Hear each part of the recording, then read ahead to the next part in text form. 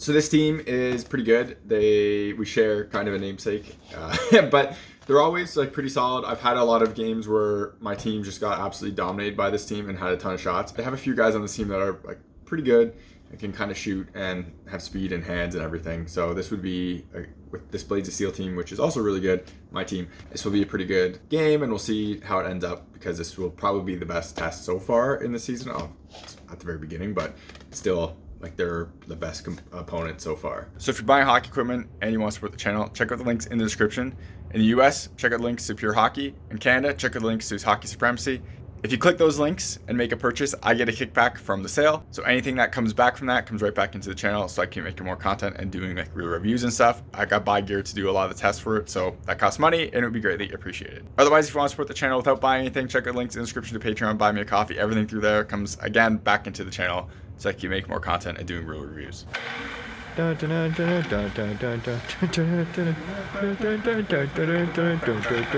Y'all ready for this?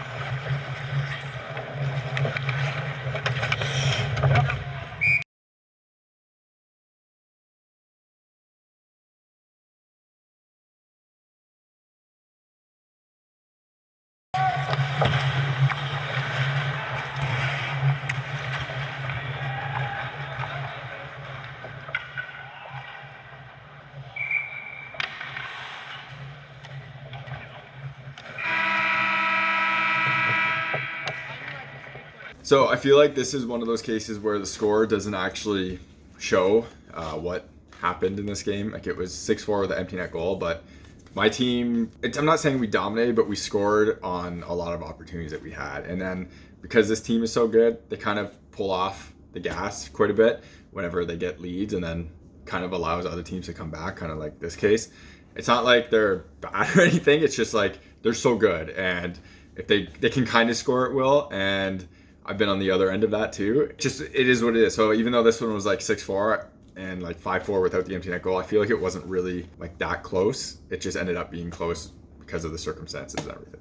But it was a pretty decent game. I'm like kind of okay with myself. I'm not super disappointed with it. The first goal, I think the guy made a decent move. He's one of their better players, and I wanted to cover short side because I thought he was going short side all the time, and him pulling it to the backhand and getting it over like my glove and stuff was like, it was a nice move. I don't know what I would really do differently there. Like, the pass to him, he was wide open, kind of back door, and if he shoots right away, like, you have to be ready for that shot, which is, I went into like actually a VH, which is something I don't really do here, but it seemed like the best case here, just to try to cover that top side, and he made a nice move, like pulling it to the backhand, and I wasn't able to get like my body up there. I was kind of a little bit stuck, and then just kind of dove for it and didn't get it. So it was a solid goal. So I don't really know how I'd play that differently. The second goal is kind of a funny one. So I talked to one of my friends that is a really solid goalie, and I was kind of talking about how I have like some gloves just don't feel natural in certain positions. So when I'm like this glove, which is the Ritual 6.1, try to get in camera, doesn't feel natural like this when I'm trying to catch things. And then so like this, it feels a lot more natural. And so he's like, well, why don't you just try it? And I always have gone to this over and over for like the high glove shots, and then I found, especially in this league, when I'm on like, well, the teams that really beat me on it aren't really in the league anymore, unfortunately, and it was really when I would get peppered. Every time I try to put my glove high, I would just get beat low glove all the time, like right over the pad. So then I went back to my just normal, more neutral place. But because of like gloves like this that I've been using, I wanted to change that, and I did that here.